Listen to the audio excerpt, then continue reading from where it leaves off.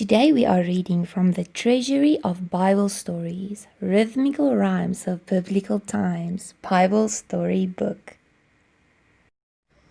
God's Bigger Plan, the beautiful story of Queen Esther, based on Esther 2-10.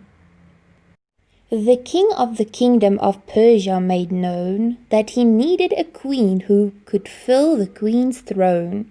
The king sent out searchers to search all around and bring back the beautiful woman they found. Nearby, Mordecai lived with his cousin, young Esther. With courage and kindness and beauty God blessed her. Though Esther was Jewish, and Mordecai too, where they lived it was safer if few people knew. When the searchers met Esther, they thought she was sweet, the type of a girl that the king ought to meet.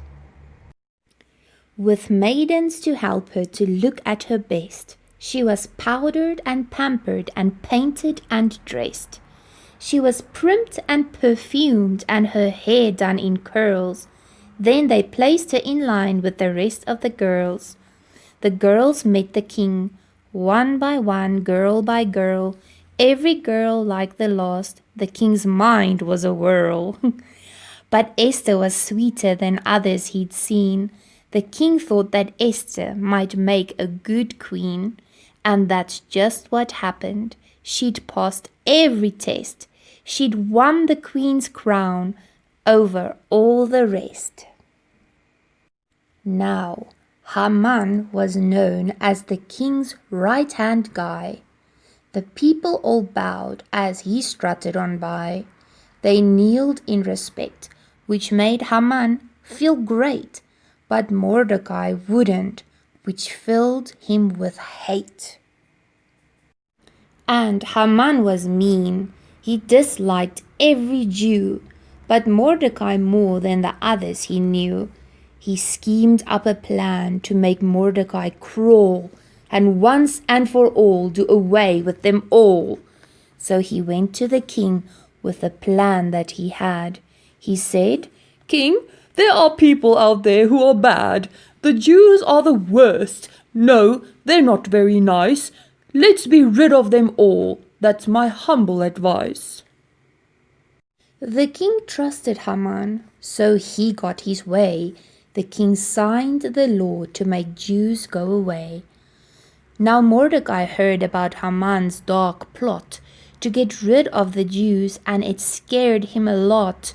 He sent word to Queen Esther to tell her the plan, so that she could prevent it before it began.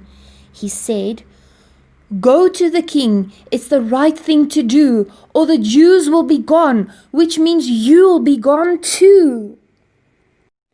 But to go uninvited to speak to the king was unlawful to do and a dangerous thing. He said, "God made you queen long before this began, to save all the Jews. It was God's bigger plan." Queen Esther quite bravely approached the king's throne. With God by her side, Esther wasn't alone. But the king wasn't mad. He was glad she was there. So Esther spoke up, and she asked if he'd care to come to a banquet that she would prepare. She asked that the king would have Haman come too. "At the banquet," she said, "I'll explain this to you." So the king and Queen Esther and Haman all dined. They sat at the table, relaxed and reclined. The king questioned Esther and said, "Please explain."